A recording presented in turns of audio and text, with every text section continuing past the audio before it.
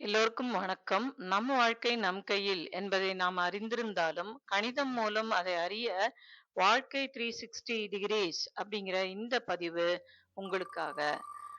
So இந்த பதிவின் மூலமா வாழ்க்கையில இருக்கக்கூடிய ஒரு 12 துறைகள நம்ம இதுல சொல்லியிருக்கோம்.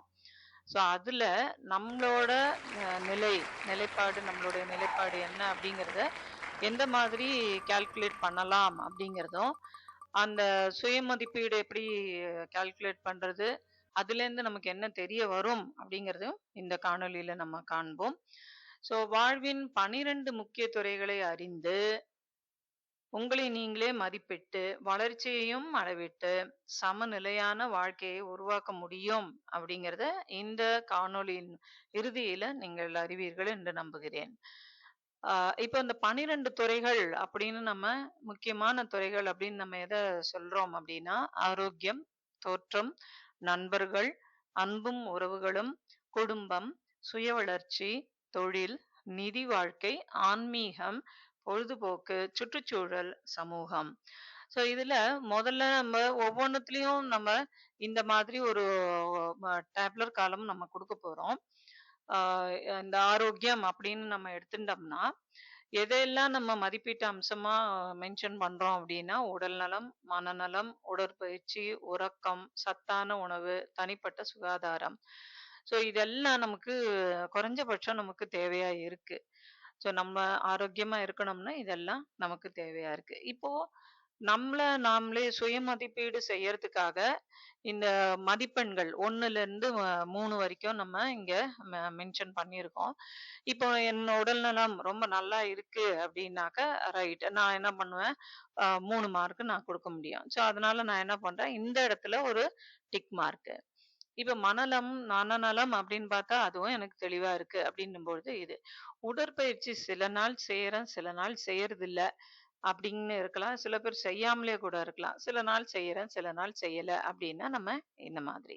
உறக்கம் அதுவும் எனக்கு சில பேருக்கு வராமலே இருக்கும். வயதானவர்களா இருந்தாலும் சரி, யங்ஸ்டர்ஸா இருந்தாலும் சரி, அவங்களுக்குரிய அந்த வயசானவங்களுக்கு வேற வேற ஃபேக்டர்ஸ் இருக்கும். ஆனா யங்ஸ்டர்ஸ் தூங்காம இருந்தாங்கன்னா, ஸ்ட்ரெஸ்னால அது தூக்கம் இல்லாம இருக்கும். ஸோ அது நம்ம எந்த கேட்டகரியில இருக்கோம் அப்படிங்கிறது உங்களுக்கு தான் தெரியும். ஸோ அதுக்கேத்த மாதிரி நல்லா தூங்குறீங்க அப்படின்னு இருந்ததுன்னா 3 பாயிண்ட் குடுத்துக்கலாம்.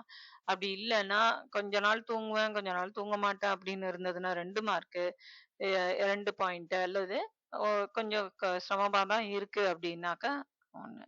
ஈவன் தூக்கமே இல்லன்னாலும் நம்ம இந்த ஒரு பாயிண்ட்ட நம்ம இங்க டிக் பண்ணிக்கலாம். சத்தான உணவு. நான் நல்ல சத்தான உணவு தான் நான் சாப்பிடுறேன். சரி. இப்போ இதுல உடற்பயிற்சி நான் செய்யறேன் அப்படின்னாக்கா, இங்க நம்ம 3 மதிப்பெண்கள் நம்ம குடுத்துக்கலாம். சில நாள் தான் செய்யறேன், சில நாள் செய்ய மாட்டேன்னு இதுதான் நம்ம டிக் பண்ணி ஆகணும். அடுத்தது உறக்கம் ஆ 50, 50 இருக்கு, இல்ல அப்படிங்கிற மாரி இருந்ததுனாலும் மறுபடியும் நம்ம இத போட்டுக்கலாம். சத்தான உணவு என்ன ஒண்ணும் வெறும் சாப்பாடு ரைஸ் மாத்திரம் தான் சாப்பிடுறோம். சத்தானது எதுவுமே நான் சாப்பிடுறதில்ல அப்படின்னா, இத போட்டுக்கங்க.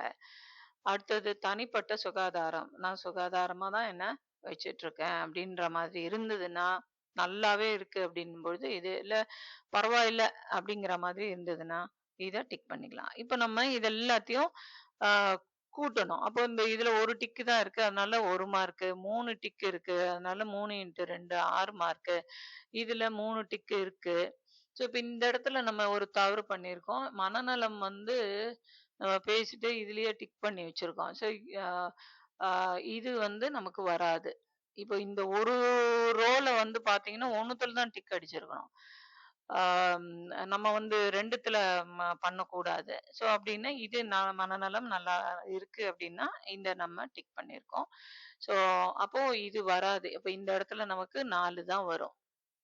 அப்ப இங்க பார்த்தீங்கன்னா, நமக்கு 3 ம பாயிண்ட் நமக்கு 3 ப அம்சத்துல நமக்கு வருது. அப்ப 3, 3 9. ஸோ 9 இங்க 1 10 14 மதிப்பெண். ஸோ அப்ப இந்த இடத்துல நம்ம ஆ 14 மதிப்பெண்கள் அப்டின்னா, இதுல நம்ம நம்மளோட ஸ்டேட்டஸ் வந்து நம்ம என்னன்னு சொல்லிக்கலாம். ஓகே, குட் அப்படிங்கிற மாதிரி நம்ம வச்சுக்கலாம். இட் இஸ் நன்று. அப்போ இங்க வந்து நம்ம இந்த ஆரோக்கியத்த மாத்திரம் நம்ம மதிப்பீடு செஞ்சிருக்கோம். அப்போ இதுக்குரிய மொத்த மதிப்பெண் அப்படிங்கிறது 14 அப்படின்னு நம்ம இங்க குறிக்க போறோம். 14. இப்போ இதே மாதிரி அடுத்தது தோற்றம் அப்படிங்கிறதுக்கு போறோம். ஸோ தோற்றம் அப்படின்னும் பொழுது இங்க தலைமுடி பராமரிப்பு, சரும பராமரிப்பு, உடலமைப்பு, உடை அலங்காரம், அழகு பராமரிப்பு, தன்னம்பிக்கையுடன் தோன்றுதல் இதெல்லாம் தோற்றத்துல நமக்கு இருக்கா அப்படின்னு அந்த முதல்ல இதுக்கு என்ன சொன்னமோ அதே மாதிரி உங்களோட இதை நீங்க இவாலுவேட் பண்ணணும். ஸோ அதை மதிப்பீடு செஞ்சீங்கன்னா அதுக்கேத்த மாதிரி 1 2 3 இப்போ எனக்கு வந்து 10 மார்க் வரைக்கும் வேணும்னா 10 மார்க் வரைக்கும் போட்டுக்கலாம். இது வந்து ஒரு அளவு தான். ஸோ என்ன நீங்க மதிப்பெண்கள் கூட்ட கூட்ட இன்னும் பெரிய நம்பரா வரப்போகுது. அவ்வளவுதான் வித்தியாசம். இது வந்து ஒரு ஸ்கேல் தான். அப்படின்னும் பொழுது நம்ம இந்த 1 2 3 போருமா இருக்கும். ஸோ அப்போ இது வந்து நம்மள செல்ஃப் இவாலுவேட் பண்றோம் நம்ம. சுய மதிப்பீடு அத நம்ம பண்றோம். ஸோ இப்ப இதுலயும் உங்களுக்கு 6லேருந்து 8 வரைக்கும் அவ்வளவுதான் எனக்கு ஸ்கோர் வந்திருக்கு அப்படின்னா, ஏன்னா சில பேரு இதுல வந்து இது எல்லாமே 1 ஆம் 1 எல்லாமே இதுதான் டிக் பண்றாங்க. அப்புறம் இது ஒண்ணே ஒண்ணு மாத்திரம் இப்படி பண்றாங்கன்னா, இது 5 பிளஸ் 2 இதுல 1 2 3 4 5 இங்க வந்து 1 அப்போ 5 2 அப்போ எனக்கு மொத்த மதிப்பெண் 7 அப்படின்னு வரும். ஸோ அப்ப 7 அப்படின்னு வந்ததுன்னா இங்க வந்து நமக்கு என்ன இருக்கு 6லேருந்து 8 மதிப்பெண்கள் நீங்க பெற்றீங்கன்னா உடனடி கவனம் தேவை. அப்போ உங்க தோற்றத்தை ஏன்னா இதெல்லாம் கூட நமக்கு வந்து ஒரு ம், ஒரு தாழ்வு மனப்பான்மையை கொண்டு வரும். இதுலெல்லாம் நம்ம வந்து கேர் எடுக்காம இருந்தோம்னா, இதுவே நமக்கு வந்து ஒரு தாழ்வு மனப்பான்மைய குடுக்கும். ஸோ அதனால நம்ம எந்த லெவல்ல இருக்கோம், இது வந்து யாருக்காகவும் நீங்க சுய மதிப்பீடு பண்ணல. உங்கள பத்தி நீங்க தெரிஞ்சுக்கிறதுக்காக நீங்க பண்ணக்கூடிய ஒரு செயல் தான் இது. அப்படின்னும் பொழுது உண்மையா நீங்க இருக்கணும் அதுக்கு. ஸோ அப்போ இதுல வந்து மதிப்பீடு அம்சம் என்னவோ, இப்போ நம்ம வந்து ஆ இது எங்கேயும் ஸ்டாண்டர்டா இந்த மாதிரி இருக்கா? நீங்க எப்படி இதெல்லாம் எடுக்குறீங்க அப்படின்னா, அவங்கவங்களுக்கு தோணுனது. மேக்ஸிமம் அல்லது மினிமம் ஏதோ ஒண்ணு நீங்க வைக்கலாம். மேக்ஸிமம் என்ன பொறுத்தவரைக்கும் இது மேக்ஸிமமா இருக்கும். உங்களுக்கு இது இவ்ளோ மாத்திரம் போருமா? இன்னும் கொஞ்சம் கூட இன்க்ளூட் பண்ணணும். ரைட். ஸோ அதுக்கேத்த மாரி நீங்க ஆட் பண்ணிக்கலாம். அப்போ இந்த இடத்துல நம்ம போடுறது வந்து கரஸ்பாண்டிங்கா மாறும். இல்ல எனக்கு இந்த இது நீங்க போட்டிருக்கிறது இது எனக்கு இதோட தோற்றத்தோட எனக்கு இது வந்து சரிப்பட்டு வராது அப்படின்னு தோணுச்சுன்னா அதை தூக்கிட்டு நீங்க வேற ஒண்ணு போட்டீங்கன்னா ஸோ அதுக்கேத்த மாதிரி வரும். அப்போ நீங்க இங்க நம்பர் ஆஃப் அம்சங்களை நீங்க மாத்துறீங்க அப்படின்னா அதுக்கு இது செல்லுபடி ஆகாது. ஏன்னா இது மாற இதுவும் மாத்தி தான் ஆகணும் நம்ம. ஸோ இந்த காணொளியில நம்ம எடுத்துக்கொண்ட அந்த தலைப்புக்கு என்னென்ன அம்சங்கள் ஆம், நமக்கு தோணுதோ அதை வந்து நம்ம இங்க லிஸ்ட் பண்ணியிருக்கோம். இதுவே அநேகமான விஷயங்களை கவர் பண்ணும் அப்படிங்கிறதுனால இது போதுமானதாக இருக்கும்னு நினைக்கிறேன். ஸோ அப்ப அடுத்தது நம்மளுடைய நண்பர்கள். இப்போ நண்பர்கள் சமூக வட்டத்துல எவ்வளோ தூரம் நமக்கு இருக்காங்க. அவங்க நம்ம வந்து அவங்களுக்கு எவ்வளோ தூரம் ஆதரவு குடுக்குறோம். நம்ம ஃப்ரெண்ட்ஸோட அந்த வீட்டு நிகழ்ச்சிகள் எல்லாத்துலயும் நம்ம கலந்துக்கிறோமா? நம்மளுடைய அனுபவங்கள்லாம் பகிர்ந்துக்கிறோமா? அடுத்தது பண்பாட்டு பரிமாற்றம் அது இருக்கா? நம்ம அதெல்லாத்தையும் பேணி காக்கிறோமா? அப்படிங்கிறது. அதுக்கப்புறம் நீடித்த நட்பு நம்மகிட்ட இருக்கா? இல்ல அப்படின்னா சில இடங்கள்ல பெண்களுக்குன்னு பார்த்தீங்கன்னா, இப்போ ஆண்கள் வந்து என் கூட 1ஆம் கிளாஸ் படிச்ச பையன், இப்போ அவன பார்த்தேன் அப்படின்னு சொல்லிட்டு, அவங்க கூட்டு வந்தாங்கன்னா, மனைவிமார்கள் அவங்களுக்கு எல்லாம் செஞ்சு எல்லாம் இது பண்ணாங்க. ஆனா இதுவே நம்ம ஒரு பெண்ணுடைய தோழி வராங்க அப்படின்னா, அது வந்து முதல்ல அவங்க கடைசி வரைக்கும் அவங்க தோழியா இருப்பாங்களான்னே தெரியாது. ஏன்னா இவங்க ஒரு ஊர்ல இருக்காங்க, அவங்க ஒரு ஊர்ல இருக்காங்க. கான்டாக்ட் கிடையாது. அந்த மாதிரி இருக்கும். இப்போ Facebook அந்த YouTube எல்லாம் இருக்கு. அ அதுல கூட நம்ம மிஸ் பண்ண இவங்கள ஏதோ ஒரு இத வச்சு நம்ம கண்டுபிடிக்கிறோம். ஸோ அந்த WhatsApp மூலமா பகிர்ந்துக்கிறோம். அதெல்லாம் கூட இருக்கு. ஸோ அந்த நீடித்த நட்பு இந்த காலத்துல நட்பு தொடர்றதுக்கு வாய்ப்புகள் நெறைய இருந்தாலும், பழைய காலத்துலலாம் பார்த்தீங்கன்னா, இதுக்கெல்லாம் வாய்ப்புகள் கம்மியா தான் இருந்தது. இப்ப WhatsApp மூலமா நம்ம பண்ணோம்னாலும் முதல்ல நம்பர் தெரிஞ்சா தான் நம்மளால பண்ண முடியும். அவங்க ஒரு புனைப்பெயர்ல Facebookலயோ, ஒரு Instagramல இருந்தாலும் நம்மளால கண்டுபிடிக்க முடியாது. அப்படியே இருந்தாலும் நம்ம இவங்க கூட்டு வரா மாதிரி நம்ம கூட்டு வந்து, அவங்க வந்து அம் கணவன்மார்கள் வந்து ஒரு 10,000 ஃப்ரெண்டு கேட்டான் அப்படின்னு சொல்லி தூக்கி குடுப்பாங்க. லேடீஸால அதெல்லாம் பண்ண முடியாது. ஸோ அப்ப அந்த நீடித்த நட்பு அப்படிங்கிறது, அதையும் தாண்டி நமக்கு இருக்கலாம் அப்படின்னு இருந்ததுன்னா, இதை பார்க்கும் பெண்களுக்கு வந்து இது கொஞ்சம் ஆ என்ன மாதிரி ஒரு இம்பாக்ட் இருக்குங்கிறது எனக்கு தெரியல. ஸோ அந்த மாதிரி இருக்காங்க. நீடித்த நட்புடன் இருக்கிற பெண்களும் இருக்காங்க. ஆம் ஜஸ்ட்டு ம் எ சாதாரணமா நம்ம நம்ம வாழ்க்கையில நம்ம பார்க்கும்பொழுது இருக்கக்கூடிய அந்த ம், சில பெண்கள் இதையெல்லாம் சொல்லி நான் கேள்விப்பட்டிருக்கேன். அதனால அத கொஞ்சம் மென்ஷன் பண்ணணும்னு தோணுச்சு. ரைட். இப்போ உங்களுடைய மதிப்பெண்கள் இத நீங்க போடும்பொழுது உங்களுடைய மதிப்பெண்கள் 6லேருந்து 8க்குள்ள வந்ததுன்னா உடனடி கவனம் தேவை. எதுக்காக இந்த நட்பு இருந்தா என்ன, இல்லன்னா என்னன்னா, ஒரு கட்டத்துக்கு அப்புறம் நமக்குன்னே யாரான இருக்க மாட்டாங்களா? நம்ம கூட பேச மாட்டாங்களா? அப்படின்னு ஒரு ஒரு நிலை வரும். அந்த நிலையில நம்ம திடீர்னு போய் எல்லாத்தையும் நம்ம ரென்யூ பண்ணிக்க முடியாது. ஸோ அது தொடர்புல இருந்து தான் ஆகணும். அது இருந்து தான் ஆகணும்னா, அந்த மாதிரி நட்பு கிடைக்கணும். கிடைச்சா தான் இதெல்லாம் ஸோ நம்மளால எவ்வளோ முடியுமோ, எந்தெந்த இதுல ரொம்பவும் கம்மியா இருக்கு அப்படின்னா, அத வந்து முன்னேற்றம் நம்மளால பண்ண முடியும்னா பண்ணலாம். ஸோ அந்த வகையில இந்த மதிப்பீடு வந்து இந்த மதிப்பெண்கள் உங்களுக்கு இந்த மதிப்பீட்டின் மூலமா ஒரு ஒரு தகவல உங்கள பத்தி சொல்லும். ஸோ மேம்பாடு தேவை, நன்று, மிக நன்று, சிறப்பு இது எல்லா இடத்துலயுமே நம்ம இந்த ரேஞ்சுக்குள்ள இருக்கிறதுக்கு நம்ம இந்த மாதிரி குடுக்குறோம். ஸோ இதுலயும் நீங்க உங்களுடைய மொத்த மதிப்பெண்கள இங்கே போடலாம். அதே மாதிரி இது வந்து ஏன் இந்த மொத்த மதிப்பெண் எல்லாத்தையும் இங்க தனியா நம்ம போட சொல்றோம் அப்டின்னா, பின்னாடி நம்ம கடைசியா ஒரு இண்டெக்ஸ் அத வந்து நம்ம பார்க்க போறோம். லைஃப் பேலன்ஸ் இண்டெக்ஸ் அப்படின்னு சொல்லி ஒரு டெர்மினாலஜி ஒண்ணு இன்ட்ரோடியூஸ் பண்ணியிருக்கோம். ஸோ அதுல வந்து இந்த டோட்டல் நமக்கு தேவையா இருக்கும்.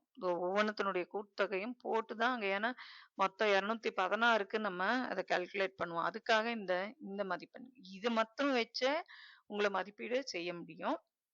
அது இல்லாம மொத்தமா நம்ம டோட்டலா நம்மள பத்தி தெரிஞ்சுக்கணும்னா, அதுவும் நம்மளால பண்ண முடியும். அடுத்தது அன்பும் உறவுகளும். ஸோ முதல்ல நம்மள நாமளே நேசிக்கிறோமா? அப்புறம் அன்பான உறவுகள் நமக்கு இருக்கா? ஆம், ஒரு ஆம், வீட்ல அண்ணன், தம்பி, ஹஸ்பண்ட் இருந்தா ஒய்ஃப், ஒய்ஃப் இருந்தா ஹஸ்பண்ட் அப்படின்னா, ஸோ அவங்களுக்குள்ள ஒரு பரஸ்பர புரிதல் இருக்கா? ஒருத்தருக்கு ஒருத்தர் நம்பிக்கை வச்சிருக்கிறோமா? அந்த ஃபீலிங்ஸ் எல்லாம் வந்து நம்ம ஷேர் பண்ணிக்கிறோமா? அண்ட் உறவுகளை பேணுதல். எங்க சித்தப்பாவ 12 வருஷத்துக்கு முன்னாடி நான் பார்த்தது. அப்படின்னு சொல்லிட்டு நம்ம இருக்கோமா? இல்லன்னா வருஷத்துக்கு ஒரு முறையான ஊர்ல போயிட்டு நாங்க பார்த்துட்டு வரோம் அப்படிங்கிற மாதிரி இருக்கோமா? இந்த மாதிரி உறவுகளை பேணுதல். இது அவங்கவங்க அ எப்படி நம்ம இருக்கோம் அப்படிங்கிறத இந்த அ மதிப்பெண்கள் மூலமா நீங்க பார்க்கும்பொழுது, இதுலயும் இதெல்லாம் உடனடி கவனம் தேவைதான். இந்த அன்பும் உறவுகளும் நமக்கு வேணும்னா, இதுக்கும் கவனம் தேவைதான். ஆம், இது வந்து எக்ஸ்ட்ரீம் ஸ்கோர். அதாவது இந்த இடத்துல 3, 3, 3, 3ன்னு 6 தடவ வாங்கிட்டீங்கன்னா 18. ஆ இந்த இடத்துல இங்க ஒண்ணும் 5 தான் வருது. இங்க 2 வந்திருக்கு அப்படின்னா 17 வரப்போகுது. ஸோ அந்த மாதிரி இருக்கிறச்சே தான் இந்த நம்பர்ஸ் எல்லாம் நம்ம பார்க்க முடியும். ஸோ அதுல எங்க நம்ம நம்மள நம்மளே இம்ப்ரூவ் பண்ணணுமோ, அத பண்ணிட்டா சிறப்பா இருக்கும். ஸோ இங்கேயும் மொத்த மதிப்பெண் அவங்கவங்களுக்குரியத போட்டு இந்த டோட்டல் போட்டுக்கணும். அடுத்தது குடும்பம். பெற்றோருடன் உள்ள உறவு. நியூக்ளியர் ஃபேமிலின்னு இல்லாம அந்த மாதிரி இருக்குமா? அப்படி இருந்ததுன்னா, அது சில நேரம் இருக்கு. சில நேரம் பார்க்கறது இல்ல. இல்ல எங்க கூடயே தான் இருக்காங்க. அந்த மாதிரி எது இருக்கோ அதுக்கேத்தா மாதிரி. அதே மாதிரி சகோதரர், சகோதரி உறவு, குடும்ப ஒற்றுமை இருக்கா? பொறுப்புகள் நமக்கு தட்டி கழிக்கிறோமா? எடுத்துக்கிறோமா? எல்லாத்துலயும் ஒரு நிலையான தன்மையோட இருக்கமா? குடும்ப மரபுகள் அதையெல்லாம் நம்ம வச்சிருக்கோமா? அப்படிங்கிறது நம்ம சுய மதிப்பீடு நம்ம பண்றோம். ஸோ அதுக்குரிய மதிப்பெண்கள் இங்க நம்ம போட்டு நம்மள நாமளே அ தெரிஞ்சுக்கிறதுக்கு இது உதவும். அடுத்தது சுய வளர்ச்சி. நம்மளுடைய வாழ்க்கையோட நோக்கம் என்ன? இலக்கு ஏதான நம்ம அமைச்சிருக்கோமா? நல்ல பழக்கங்கள் நம்மகிட்ட இருக்கா? ஒழுங்கான நடைமுறை நம்மகிட்ட இருக்கா? ஆர்வம் எல்லாத்துலயும் சில பேர் பார்த்தீங்கன்னா, எதுலயுமே இன்ட்ரெஸ்ட்டே கிடையாது. எத கேட்டாலும் வேண்டாம். ஓகே. நான் அவங்க பாட்டுக்கு வருவாங்க, சாப்பிடுவாங்க, வெளியில கிளம்பிடுவாங்க. இல்ல தூக்கம் வருதுன்னா தூங்குவாங்க. இந்த மாதிரியான வீட்ல பிள்ளைகளே அந்த மாதிரி இருக்கக்கூடியது. இருக்காங்க. ஸோ அப்போ அப்ப அவங்க வந்து அவங்க இத பார்க்குறாங்க, அத ஃபில்அப் பண்றாங்கன்னா, ஆர்வம் அப்படிங்கிறது கொ இல்லவே இல்ல. இல்ல கொஞ்சூண்டு தான் இருக்கு. எதுலயோ ஒண்ணுத்துல ஆர்வம் இருக்கு அப்படிங்கிறச்ச ஒரு பாயிண்ட் குடுக்கறது அந்த மாதிரி. சுய முன்னேற்றம். நாங்க பாட்டுக்கு ஒரு இடத்துல வேலை பார்த்தோம்னா, அதே வேலைய தான் நாங்க பார்த்துட்டு இருப்போம். அதுலயும் ஒரு டிபார்ட்மெண்டல் எக்ஸாம் எழுதி மேல வர்றதோ, அந்த மாரிலாம் இல்லாமயே இருந்ததுன்னா, நான் எழுதினேன்னா, நான் என்னைய தூக்கி எங்கேயான போட்டுருவாங்க. அதனால நான் இத செய்யாம இருக்கேன். அது அது சில பேருக்கு அதுக்கு குடும்ப கட்டாயத்துக்காக அந்த மாதிரி பண்ண முடியாம இருக்கும். ஸோ அத தவிர்த்து மத்தபடி நம்மளுடைய சோம்பேறித்தனத்தினால நம்ம இருக்கோம் அப்டின்னா, அந்த சுய முன்னேற்றம் அப்படிங்கிறது இல்லாமயே இருக்கும். அப்டின்னா சுய வளர்ச்சி இல்லாமயே தான் இருக்கும். ஸோ அதுலலாம் நம்ம கவனம் தேவையா? மேம்பாடு தான் தேவையா இருக்குதா? இல்ல நல்லா இருக்கமா? இல்ல நல்லாவே இருக்குமா? அடுத்தது சிறப்பா இருக்கமா? அப்படிங்கிறதெல்லாம் இது மூலமா நீங்க உங்கள மதிப்பீடு செய்ய முடியும். அடுத்தது கெரியர். தொழில் அல்லது கல்வி அப்படின்னும் பொழுது முறையான கல்வி நமக்கு இருக்கா? நம்மளுடைய திறன மேம்படுத்தி இருக்கிறோமா? அம் அ கன்டினியூஸா நம்ம லேர்ன் பண்ணிக்கிறோமா? அ நீங்க வந்து பிஎஸ்சியோட நிறுத்திட்டு ஒரு இதுல அ உத்தியோகத்துக்கு போயிருப்பீங்க. அங்க டிபார்ட்மெண்ட்ல எக்ஸாமோ, இல்ல வேற ஏதோ அது உங்கள மேல கொண்டு வரதுக்காக இருக்கு அப்படின்னா, அதுக்குரிய கற்றல்கள் ஏதான இருக்குன்னா நீங்க பண்றீங்களா? அதே மாதிரி தொழில் தொடர்புகள். இப்ப ஒரு ஃபோட்டோகிராஃபி பண்றீங்கன்னா, அதுக்கு ரிலேட்டடா அம் அ அந்த தொடர்புகள்லாம் உங்களுக்கு இருக்கா? இல்லையா? அப்படிங்கிறது. அதே மாதிரி வேலையும், வாழ்க்கையும் அதுவும் வந்து சமநிலையில வச்சிருக்கீங்களா? Um balance you have to strike a balance between your work and life. So அது வந்து உங்ககிட்ட இருக்கா? அதே மாதிரி தொழில்ல முன்னேற்றம். சுயதொழில் பண்றீங்க அப்படின்னா, அதுல முன்னேற்றத்த வச்சிருக்கீங்களா? அந்த மாதிரி இந்த சுயதொழில் தான் இருக்கணுங்கிறது இல்ல. நீங்க என்ன தொழில் பண்றீங்களோ, அதுக்கு முன்னேற்றத்துக்கான என்ன விஷயமோ அது நீங்க பண்றீங்களா? அப்படிங்கிறது அதெல்லாம் நீங்க சுய மதிப்பீடு செய்யலாம். ஸோ இங்கேயும் இந்த மொத்த மதிப்பெண் சொல்லணும். இப்ப நிதி வாழ்க்கை. எவ்வளோ நமக்கு வருமானம்? கொஞ்சமா தான் வருதுங்க. இல்ல பரவால்ல நல்லா தான் வந்து வருது அப்படிங்கிறது. அடுத்தது நம்ம எதையாவது சேமிக்கிறோமா? ஆ முதலீடு எதுலயான செஞ்சிருக்கோமா? நல்லா ஃபினான்ஸ வந்து நல்லா பிளான் பண்ணி நம்ம பண்றோமா? நமக்கு வந்து ஒரு சுதந்திரம் இருக்கா? ஒரு ஃப்ரீடம் நமக்கு குடுத்துருக்காங்களா? என்னுடைய ம பைசாவ, என்னுடைய பணத்த நான் செலவு பண்றதுக்கு எனக்கு முழு சுதந்திரம் இருக்கிறதா? அதுக்கெல்லாம் நம்ம இவாலுவேட் பண்ணியிருக்கோம். அதுக்கப்புறம் அ இந்த அத வந்து இருக்கிறத நம்ம அ முதலீடுன்னு அங்க இருக்கு. ஆனா முதலீடு செய்றோம். அதுக்கு வளர்ச்சியே இல்லாம இருக்கு. ஏதோ ஒரு முதலீடு செஞ்சிருக்கோமா அப்படியா? இல்லாட்டினா நம்முடைய செல்வத்த பெருக்கறதுக்கான ஒரு வழிவகைகள்லாம் நம்ம செஞ்சுட்டு இருக்கோமா? அப்படிங்கிறது இந்த இடத்துல நீங்க அந்த மதிப்பெண்கள் அதுக்கு ஏத்தது குடுத்து மொத்த மதிப்பெண்ணையும் இங்க போடலாம். அடுத்தது ஆன்மீகம். இது வந்து நிச்சயமா நம்மளுடைய மன அமைதிக்காக இது ஆன்மீகம் தேவையா தான் இருக்கு. ஸோ ஒரு கட்டம் இல்லைனாலும் இன்னொரு கட்டத்துல இது தேவையா தான் இருக்கு. ஸோ மன அமைதி, தியானம், கருணை இதெல்லாம் நம்மகிட்ட இருக்கா இல்லையா அப்படிங்கிறது இவாலுவேட் பண்ணிக்கிறோம். தனிப்பட்ட நம்பிக்கைகள், உயர்ந்த மதிப்புகள், இறையுணர்வு இதெல்லாம் இருக்கா அப்படிங்கிறது நம்ம இருக்கணும் அவசியமா அப்படின்னு ஒரு கேள்வி வந்ததுன்னா, அது அவங்கவங்க இண்டிவிஜுவல் இத பொறுத்து இருக்கு. எதுவுமே எனக்கு வேண்டான்னு சொல்லி இருக்கிறவங்களும் இருக்காங்க. சில பேர் வந்து அம் அந்த காலையில நான் ப்ரேயர் பண்ணிட்டு நான் போனேன்னா தான் எனக்கு எல்லாம் சரியா வருது அப்படின்னு சொல்றவங்களும் இருக்காங்க. ஒரு ஒரு செகண்டும் அந்த இறைவனோட திருநாமங்கள சொல்லிட்டே இருக்கிறவங்களும் இருக்காங்க. ஸோ இது வந்து இண்டிவிஜுவல் இதுதான். ஸோ அத பொறுத்து உங்களோட மதிப்பெண்கள் வரப்போகுது. அதுலேருந்து நீங்க உங்கள சுய மதிப்பீடு செஞ்சுக்க முடியும். இங்கேயும் மொத்த மதிப்பெண் தேவை. அடுத்தது பொழுதுபோக்கு. பொழுதுபோக்கு அப்படிங்கிறது நிச்சயமா எல்லாருக்கும் வேணும். ஏதோ ஒரு ரெக்ரியேஷன் நமக்கு இருந்ததுனா தான், கொஞ்சம் ஸ்ட்ரெஸ்ஃபுல் லைஃப்லேருந்து நம்மளால வெளியில வர முடியும். விளையாட்டு செயல்கள் அப்படின்னா, எல்லாரும் போய் கிரிக்கெட் மேட்ச் விளையாட முடியாது. எல்லாரும் ஃபுட்பால் மேட்ச் போய் விளையாடிட்டு இருக்க முடியாது. நமக்கு என்ன இன்டோர் கேம்ஸா கூட இருக்கட்டும். அந்த மாதிரி ஏதானும் நம்ம ஏதோ ஒரு சின்ன விஷயங்கள் செய்யறது நல்லது. அதே மாதிரி சுற்றுலா தலங்களுக்கு சென்று வர்றது. கலை, இசை இந்த மாதிரி ஒண்ணு வீட்லயே நம்ம அந்த போட்டு கேட்கறது. இசை அப்படின்னாக்கா டப்பாங்குத்து பாட்டு தான் கேட்கணுங்கிறது இல்ல. நல்ல அம் கர்நாடக சங்கீதம் கூட கேட்கலாம். எனக்கு அது ஒண்ணுமே தெரியாதுன்னா, தெரியலன்னா பரவால்ல. டெய்லி அத கேட்டோம்னா தெரிஞ்சுக்க போறோம். சில சில இசைகள் நம்மள அறியாமலே நம்மள ஈர்க்கும். அம் இந்த அது கல்யாணி ராகத்துல இருக்கக்கூடிய சில ஈவன் சினிமா பாடல்கள்லாம் கூட உங்களுக்கு வந்து மைண்ட் கொஞ்சம் ஒரு மாதிரி இருக்கும்பொழுது அதையெல்லாம் கேட்டீங்கனாலே நல்லா அந்த பழக்கம் முதல்ல இருக்கணும் இல்லையா? இசைய கேட்கணுங்கிற ஒரு பழக்கம் இருக்கணும். அது உங்கள அறியாம அது உங்கள இழுக்கும். ஸோ அந்த கல்யாணி ராகத்துக்கு வந்து அவ்வளோ ஒரு அம் என்ன சொல்றது? ஒரு ஈர்ப்பு சக்தி. நீங்க என்ன டிப்ரஸ்டு மோட்ல இருந்தாலும் அது உங்கள வெளியில நிச்சயமா ஒரு 50% ஆன கொண்டு வரும். சில பேருக்கு 100% அதுலேருந்து வெளில வருவாங்க. ஸோ அந்த மாதிரி அந்த அ இசைய கேட்டா தான் நமக்கு அது தெரியும். அடுத்தது கேளிக்கைகள். கேளிக்கைன்னா போய் இதுல போயிட்டு நம்ம கிளப்லலாம் போயிட்டு இருந்தா அது இல்ல கேளிக்கை. ஒரு சின்னதா ஒரு பீச்சுக்கு போறீங்க. அங்க உட்காந்து இங்க இருக்கிற ஒரு டாக் சில சேட்டைகள்லாம் பண்ணும். அத பார்க்குறதோ, சின்ன குழந்தைகள் விளையாடுறதோ, அந்த பால் போட்டு விளையாடின்னு இருப்பாங்க. அத பார்க்குறது அதெல்லாமே கூட கேளிக்கைகள் தான். ஸோ அதே மாதிரி விருப்ப செயல். உங்களுக்கு எது புடிச்சிருக்கோ, புடிச்சிருக்குன்னா சில பேர் வந்து எனக்கு புடிச்சிருக்குன்னு அடுத்தவங்கள கிண்டல் பண்ணிட்டு இருப்பாங்க. ஸோ அதெல்லாம் வந்து அதெல்லாம் தவிர்க்க வேண்டிய ஒரு விஷயம். உங்களுக்கு விருப்பமானது அடுத்தவங்களுக்கு எந்த வகையிலும் பாதிப்பை ஏற்படுத்தாதபடிக்கு இருக்கணும். எனக்கு விருப்பம் இருக்கு அப்படின்னு சொல்லிட்டு சில செயல்கள்லாம் நம்ம செய்ய கூடாது. ஆ, அது இல்லாம நல்ல விருப்ப செயல்கள் தான். இங்க சொன்னது எல்லாமே குட் ஹெல்த் அப்படின்னாலே நல்லா இருக்கிறதுக்கு தான் ஹெல்த்ன்னு சொல்லுவாங்க. குட் ஹெல்த் அப்படிங்கிறதுன்னு நம்மளா எக்ஸாஜரேட் பண்ணி சொல்றது தான். அதே மாதிரி விருப்ப செயல்கள் அப்படிங்கிறது அடுத்தவங்களுக்கு எந்த விதத்திலயும் பாதிக்காத நம்மளுடைய விருப்ப செயல்கள். ஸோ அதுக்கெல்லாம் நீங்க எந்த வகையில இருக்கீங்க அப்படிங்கிறத இந்த மதிப்பெண்கள் கொடுத்து நீங்க தெரிஞ்சுக்கலாம்.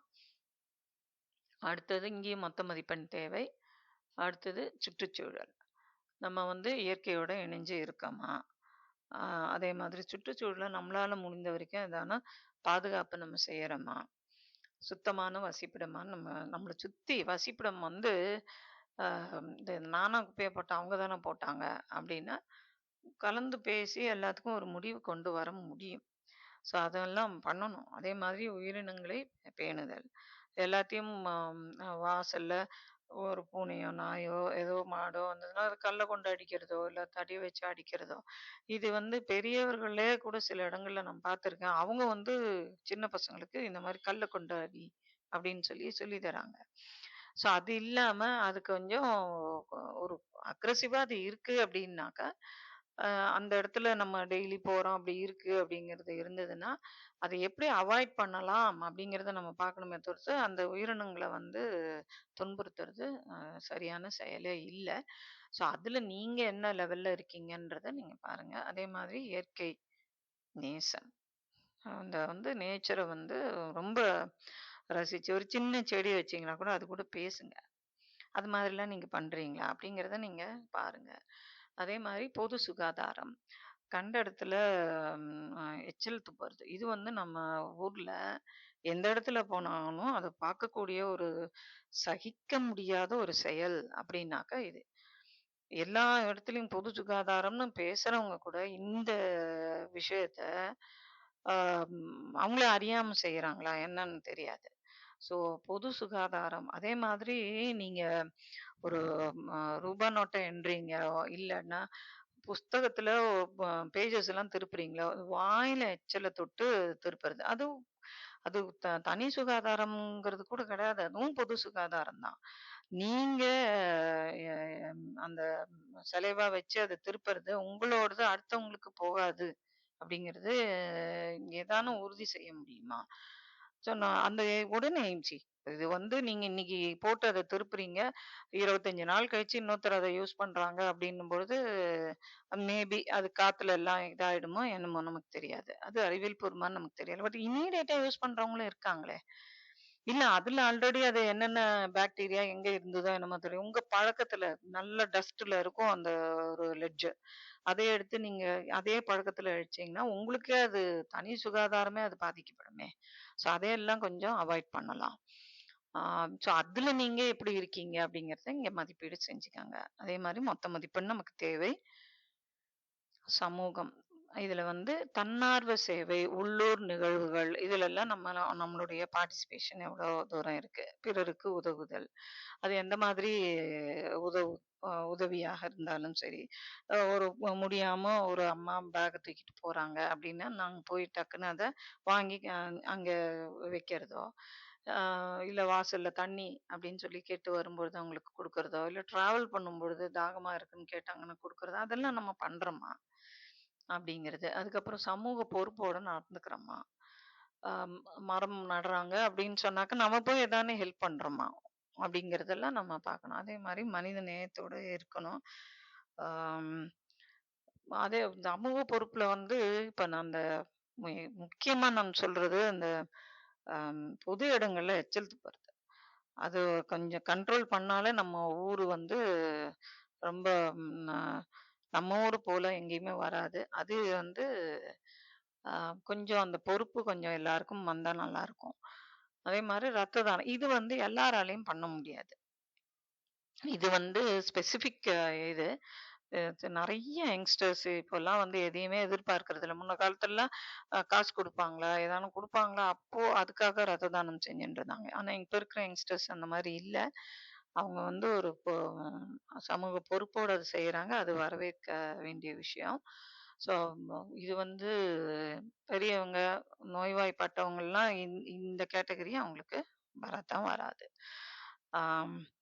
ஸோ மத்தபடி நம்ம ஒவ்வொன்னத்தையும் இந்த சுய மதிப்பீடு செஞ்சு, இந்த மொத்த மதிப்பெண்ணு அது எல்லாத்தையும் போட்ட பிறகு, அ இந்த அம் லைஃப் பேலன்ஸ் இண்டெக்ஸ் அப்படிங்கிற இந்த வாழ்க்கை சமநிலை குறியீட நம்மளால கால்குலேட் பண்ண முடியும். இந்த பெற்ற மொத்த மதிப்பெண் அப்படின்னு நம்ம ஒவ்வொரு இடத்துலயும் நம்ம இந்த இடத்துல சொல்லிட்டே வரோம்ல, அதெல்லாம் போட்டுட்டே வாங்கன்னு. அது முதல்ல கூட்டிக்கணும். அந்த கூட்டல் தொகைய இங்க போடணும். இப்ப அந்த மாரி கூட்டும்பொழுது எனக்கு 105 அப்படின்னு வந்ததுன்னு வச்சுக்கோங்க. ஏதோ ஒரு ஒவ்வொன்னுத்துலயும் நான் போடுறேன். போட்டு ஸோ மேக்ஸிமம் வந்து 216 தான். ஆ அப்படின்னு பார்க்கும்போது இத கால்குலேட் பண்றச்ச நமக்கு வந்து ஒரு மதிப்பெண் நமக்கு கிடைக்குது அப்படின்னா, அது வந்து எந்த ரேஞ்சுல அதாவது அது பெர்சன்டேஜ் இது 100 நம்ம போட்டோம்னாலே அது பெர்சன்டேஜ். இது ஆக்சுவலா ஆ 48.61% அது. ஸோ அப்டின்னா, எனக்கு இந்த இடத்துல அது எங்க இருக்கு அப்படின்னு நம்ம பார்த்தோம்னா இது. ஸோ குறிப்பிடத்தக்க முன்னேற்றம் தேவை. இதுதான் மொத்தத்துல என்னைய பத்தி அது சொல்லுது. அப்படின்னு நம்ம எடுத்துக்கணும். அடுத்தது இது வந்து ஒண்ணு நான் பெர்சன்டேஜ் எனக்கு வேணாம் நான் வெறும் டோட்டல் மாத்திரம் வச்சு நான் பார்க்குறேன்னாலும், இந்த காலம்ல பார்த்தீங்கனாலே உங்களுக்கு என்னது அப்படிங்கிறது தெரிய வந்துரும். ஸோ இது ஒண்ணொண்ணும் அ நமக்கு வந்து எந்த நிலையில நம்ம இருக்கோம் அப்படிங்கிறத நமக்கு சொல்லுது.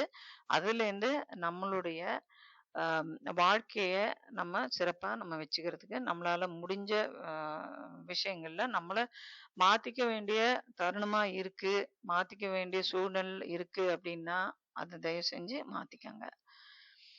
So wish you a happy balanced life.